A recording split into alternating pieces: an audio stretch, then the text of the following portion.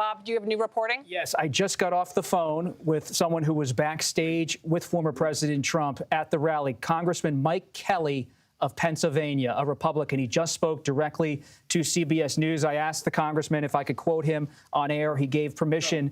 He said he was backstage watching Trump. He said he was waiting there with a few other lawmakers to see if former President Trump was going to begin his speech. He said everything was calm. And then he said, quote, a couple shots rang out. Shots just rang out. And everyone saw the president go down. He was watching from just a few steps away as Secret Service agents fell on top of former President Trump. And he said everybody just dropped who was in the stage area. People around me. He says, quote, I believe a lady who was next to me was hit. Other people were hit. This is a quote from Congressman Mike Kelly of Pennsylvania, a veteran House Republican who was at the event with former President Trump.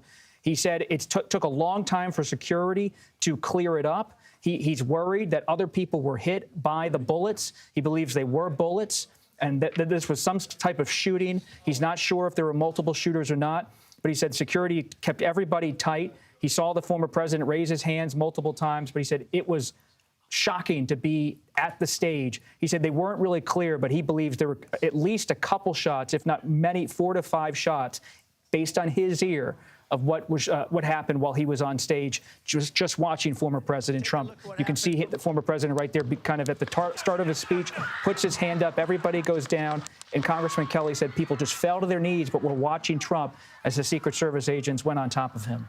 New reporting from Bob Costa, from someone who was there, someone who was on stage, likely feet away from all of this transpiring. Congressman Mike Kelly of Pennsylvania.